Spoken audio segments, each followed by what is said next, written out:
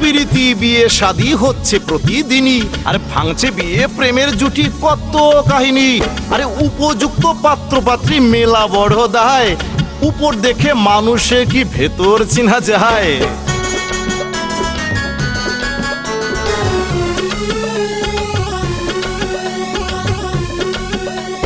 মনের মতো life partner সবারই প্রত্যাশা, সবাই চায় ভালোবাসার সুখেরও বাসা।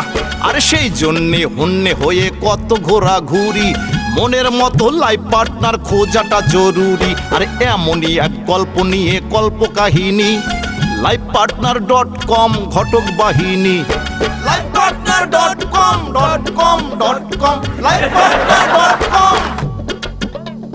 lifepartner.com lifepartner.com lifepartner.com। ঠিক যদি এই সময় মোহিনী আইসা পড়ে তাইলে সি সি সি সি সি আমার ভাই পাগল হয়ে গেলে পুরো বংশ আগাইব কেমনে? মানে তাকে প্রস্তাব দিয়ে দেখুন যে সে আমাদের অদ্ভুত শর্তে চাকরি করতে রাজি হয় কিনা। রাজি হলে তো আমাদের কোনো অসুবিধা নেই। সেই এক কাজ করি, আমি ওর সাথে কথা বলি, যদি দেখি যে না আমাদের অদ্ভুত শর্তে সে রাজি হচ্ছে, তাহলে নেক্সট উইক থেকে বলি স্টার্ট করতে। আরে ভাই, আমি এতদিন পর আসছি একটা সমাধানের জন্য, আর এখন আপনারা শোনাচ্ছেন যে দেখা যাক কি করতে হয়। হ্যাঁ, গতকালও তো আমার সাথে ফোনে কথা হয়েছিল, আমাকে বললো চলে আয়। তার মানে আপনার পূর্ব পরিচিত? একদমই প্রেম করতে পারবে না। হোয়াট? ইয়েস। আচ্ছা, এখন তুই আমাকে বল, তোর কি এর মধ্যে কারোর সাথে কোনো রিলেশনশিপ আছে? মানে তুই কি আছিস কারোর সাথে? আছে, একদম ফাইনাল স্টেজে। মানে কি বিয়ের স্টেজ? আরে না, ব্রেকআপ মনে হয় final. Okay, good news. But নতুন ভাবে কারোর সাথে জড়ানোর কোনো ইচ্ছা আছে? না, তুই তো আমাকে চিনিস, অনেক হলো, এবার ভাবলাম একটু রেস্ট নিই। গ্রেট, তাহলে আর কি, জয়েন করে ফেল। তবে লুবনা, একটা ব্যাপার কিন্তু মাথায় রাখতে হবে, যদি কখনো আমরা কোনোভাবে খবর পাই যে তুই কোনো প্রেমের সম্পর্কে জড়িয়ে আছিস, তাহলে কিন্তু ইউ আর ফায়ার্ড। আসলে আগে কি হতো জানিস, মানে যারা জব করতো সার্টেন পিরিয়ড পর্যন্ত আমরা একটা সিগনেচার নিয়ে রাখতাম ওদের, মানে কিছু ডেকোরাম মেনটেন করতাম, বাট লাভ হয়নি। মানে ঠিকই সবাই চুপি চুপি প্রেম করে, তারপরে বাসায় যায়, ছুটির নাম করে ওখানে গিয়ে বিয়ে শাদী করে সেটেল হয়ে যায়। বাট যেহেতু তুই আমার কাজিন, তোকে এই ডেকোরামের মধ্যে আমরা ফেলছি না, তোর প্রতি আমাদের অগাধ আস্থা আছে। ওকে? সেটা কতদিন? 2 বছর তো minimum. Quite a long time. আচ্ছা ঠিক আছে, দেখা যাক। দেখা যেতে পারে না, তোকে মেক শিওর করতে হবে। আর একটা কথা বলে দেই, আমাদের এখানে অনেকে কাজ করতে এসেছিলেন ভালোভাবে, দেখতে সুন্দরী, তারা কি করেছে জানিস? তারা সব এক্সিকিউটিভ ক্লায়েন্টগুলোকে ভাগাই নিছে মানে ওদের সাথে প্রেম করে চলে গেছে। সো এটা আমাদের রেপুটেশন নষ্ট হয়েছে।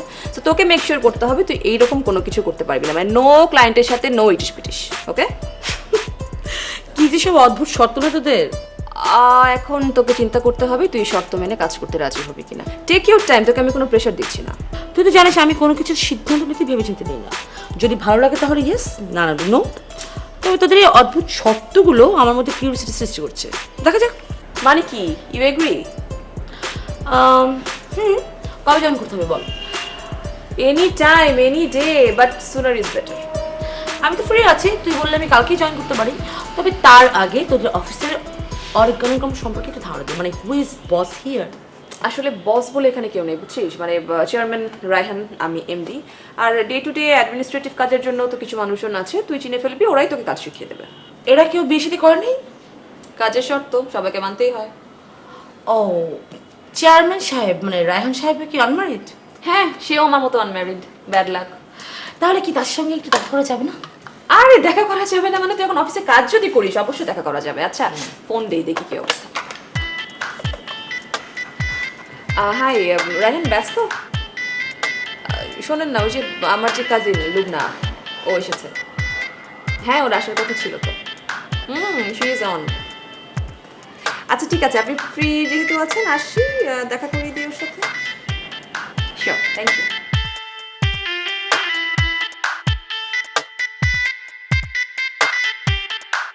না, কালকে আমি পারবো না, আপনি পরশু সেট করেন। আসলাম। ওকে। আমার হ্যালো, আসছি। হাই। ওয়াও, ওয়াও মানে? মানে অফিসটা সুন্দর, নাইস। ও আচ্ছা, এটা রোশনি ম্যাডাম সাজিয়ে দিয়েছেন। বসুন। Thank you.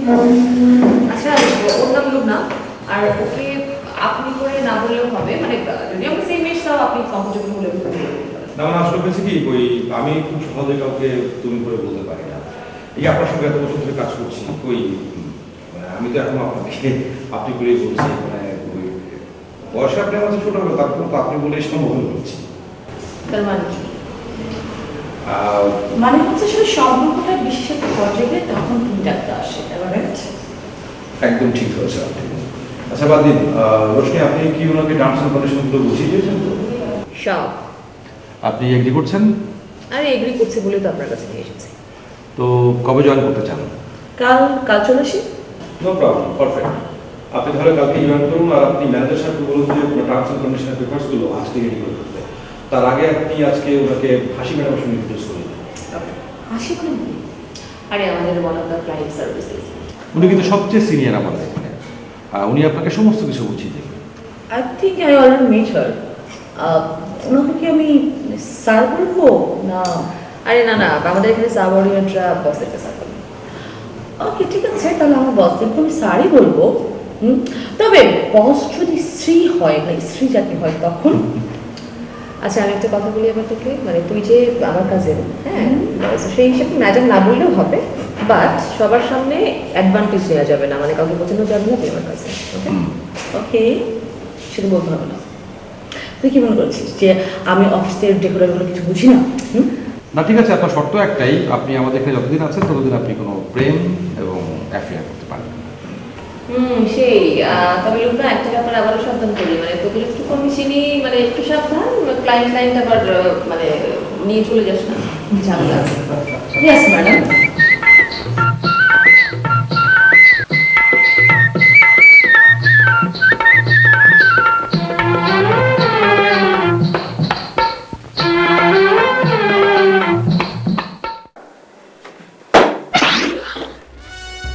ও এরশাদ, জি স্যার। আচ্ছা তুমি কি জন্যে দাঁড়িয়ে আছো বলো তো? বুঝি স্যার ছুটি। ও হ্যাঁ হ্যাঁ, মনে পড়েছে তুমি 7 দিনের একটা লম্বা ছুটি চাও। আচ্ছা এই 7 দিনের এত লম্বা ছুটিতে তুমি কি করবে? বললাম না স্যার, শ্বশুরের মৃত্যুবার্ষিকী আর শালার বিয়ে দুই একসাথে বেড়ে গেছে। ছুটি তো পাই না, তাই বউ কইলো লম্বা ছুটি পাইলে দুইটা কাম একসাথে করতে পারো, আর বিয়ের ডেটটাও সেই হিসেবে ভালো হয়েছে। ও আচ্ছা আচ্ছা, মানে আচ্ছা মানে বিয়ে আগে নাকি মৃত্যুবার্ষিকী আগে, কোনটা আগে? শ্বশুরের কামটা সাইরাই পরে বিয়ের কামটা ধরো। আচ্ছা তার মানে আগে মৃত্যুবার্ষিকী তারপরে বিয়ে। বুঝতে পেরেছি, ব্যাপারটা যাতে হরিষে বিষাদ না হয়ে যায়, মানে বিষাদটা আগে হয়ে যাচ্ছে, তারপরে আনন্দ ফুর্তি শুরু হবে, তাই না? বাহ বাহ, খুব ভালো বুদ্ধি। কিন্তু এরশাদ, তোমাকে তো 7 দিনের ছুটি দেওয়া যাবে না। কেন স্যার, আমার তো 7 দিনের ছুটি লাগবেই, যাইতে আইতে তো 2 দিন লেগে যাইব। সাত, তুমি ব্যাপারটা বুঝতে পারছো না। আমাদের নিরাপত্তা মানে সিকিউরিটির দায়িত্বে আছো তুমি আর জুলহাস। তুমি যদি 7 দিনের জন্য চলে যাও তাহলে আমাদের নিরাপত্তা কে দেখবে? তুমি আর জুলহাস আমাদের শেষ ভরসা। জুলহাস ভাই তো থাকলোই, একদিন হলো শুক্রবার আর একদিন কি যেন সরকারি ছুটি। সেসব ঠিক আছে, কিন্তু তুমি চাইলেই ছুটি দিয়ে দিব, ব্যাপারটা কিন্তু এত সহজ নয়। তোমার এই ছুটির বিষয়টা নিয়ে আমাকে এমডি ম্যাডামের সঙ্গে বসতে হবে, একটা মিটিং করতে হবে। তোমার অ্যাবসেন্সে মানে তোমার অবর্তমানে আমাদের নিরাপত্তা কি থাকবে, আমাদের সিকিউরিটি সিস্টেম কি হবে, এই বিষয়টা নিয়ে আমাদেরকে একটা প্ল্যানিং করতে হবে। তারপর গিয়ে ডিসিশন হবে তুমি 7 দিনের ছুটি পাবে কি পাবে না। আন্ডারস্ট্যান্ড? মানে বুঝতে পেরেছো? বুঝছি স্যার, ম্যানেজার স্যার তো প্ল্যান করতেন না, এমনি চাইলে ছুটি দিয়ে দিতেন। তাহলে যাও, ম্যানেজার সাহেবের কাছেই যাও, ছুটি নিয়ে আসো। তিনি কবে আসবেন ঠিক নাই, তো স্যার আমার এখন ছুটি চাই। ও তুমি বুঝতে পারছো না, তোমার এই ছুটির বিষয়টা নিয়ে আমার উপরে কথা বলতে হবে। এখন যাও, আব্দুলকে গিয়ে বলো সুন্দর করে 1 কাপ চা বানিয়ে নিয়ে আসতে। তোমার সঙ্গে কথা বলতে বলতে চায়ের তেষ্টা পেয়ে গেছে। বলতেছি স্যার, আমার কিন্তু স্যার 7 দিনের ছুটি লাগবেই। তাই 7 দিনের ছুটি যদি তোমাকে না দেওয়া হয় সেই ক্ষেত্রে তুমি কি করবে? কি আর করুম, অ্যাবসেন্ট মারুম, তখন তো স্যার অফিস চলবই। এটা তো একটা ভালো কথা বলেছো। মানে তুমি অ্যাবসেন্ট থাকলেও তো অফিস চলবেই, তাহলে তোমাকে কেন 7 দিনের ছুটি দেওয়া হবে না? Good good argument. তোমার মাথায় ব্রেন আছে, আরশাদের মাথায় ব্রেন। তাহলে স্যার আমি যাই। হ্যাঁ, যাও।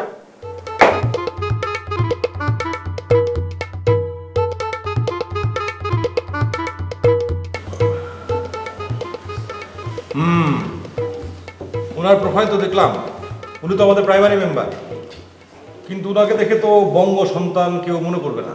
ঠিক বলছেন স্যার, ঠিক বলছেন। আমার এই ভাইজান প্রায় 25 বছর যাবৎ সাউথ আফ্রিকা সেটেলড, ওখানেই ব্যবসা, ওখানেই ঘর বাড়ি। 25 বছর ধরে সাউথ আফ্রিকায়। হ্যাঁ। গেছিলেন কত বছর বয়সে?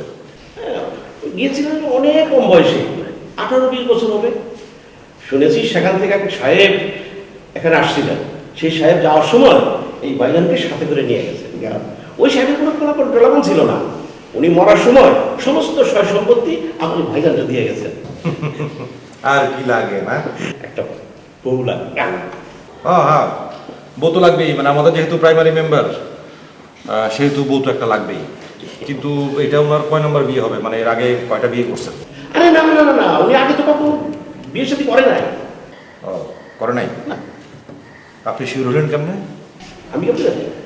আরে আমি তো ওনার একমাত্র ছোট বোনের জামাই।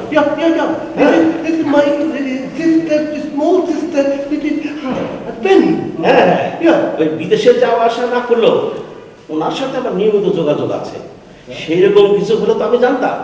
তাছাড়া ওই বিয়ে সাথের বিষয়ে কিন্তু আমরা অনেক দিন যাবতীয় ওনাকে বলতেছিলাম, ওনার একটাই কথা, দেশের মেয়ে বিয়ে করি। ওই 80 করে আসাও হয় না, আর বিয়ের কাজটা সারা হয়নি। তো উনি কত বছর পর দেশে আসলেন? এর আগে কয়েকবার আসছেন, এইবার আসছেন 4 বছর পরে। 4 বছর পরে না, ওগো ঐশাসী বাদে ওগো ঐশাসী বাদে বুতুলে বুঝলে 4 বছর। উনি বাংলা বলতে পারে না? ওই কিছু কিছু বাংলা বলতে পারে, ওই অনেকদিন চর্চা নাই তো, অনেক শব্দ ভুলে গেছে। আপনি যে মাত্র কথা বলেন ওনার সাথে, হ্যাঁ। কোন ভাষায় কথা বলবেন? কেন আফ্রিকার ভাষায়? আপনি বাংলাদেশে থেকে আফ্রিকান ভাষা শিখলেন কেমনে? আমি শিখলাম কেমনে? আর এই ভাইজানের তাগিদে, মানে উনি বিদেশ থেকে যখন ফোন করতেন তখন কথা বুঝতে খুব অসুবিধা হতো, আর বোঝার জন্য এই ভাইজান কি করলেন, বই পাঠালেন, আর আমি আর ওয়াইফ দুজনে মিলে চলার মতো মোটামুটি কিছু শিখাই। বাহ, খুব ভালো। আপনি এবং আপনার বাড়ি দুজনে আফ্রিকান ভাষা শেখা হচ্ছে। জি জি। ঠিক আছে, দেখি ওনার জন্য আমরা কি করতে পারি। আচ্ছা, তোমার কোনো বাংলা নাম নাই? হ্যাঁ আছে তো, আর ওনার নাম হলো উকিল আলী। হ্যাঁ, ওই সাউথ আফ্রিকা যাওয়ার পর ওনার নাম হলো উকুবালা, মানে উকুবালা ফ্রাঙ্ক। যা, কোন বাংলা রাখেন নাই? ওই ফ্রাঙ্কেন জিনিসটা কি? ফ্রাঙ্কে, আর ওই যে যে সাহেব ওনাকে আফ্রিকা নিয়ে গেলেন, ওই সাহেবের নাম ছিল মিস্টার ফ্রাঙ্ক। বুঝছি, তার নাম যেন বাংলা করছে।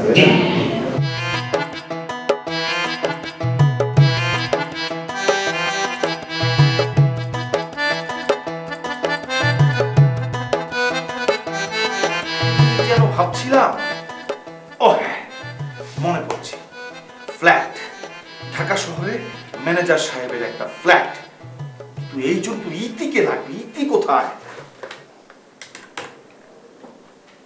হ্যাঁ, ইতি, তুমি কি ফ্রি আছো? একটু আমার রুমে আসো, তো কথা আছে। হ্যাঁ হ্যাঁ, আসো আসো।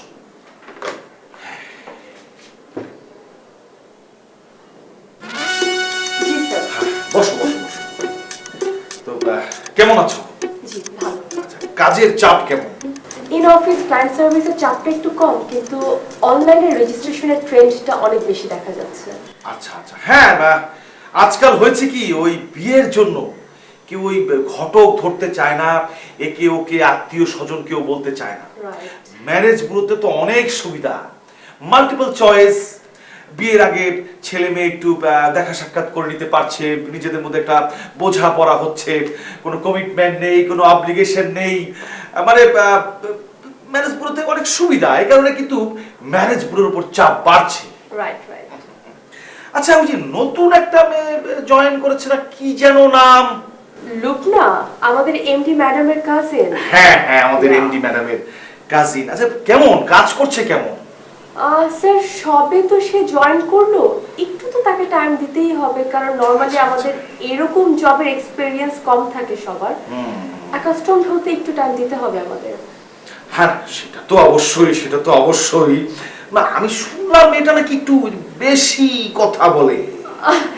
না বেশি কথা বলে না, বাট তার কিউরিওসিটিটা একটু বেশি, মানে খুঁটিনাটি বিষয় একটু সে জানতে চায়, বুঝতে চায় আর কি।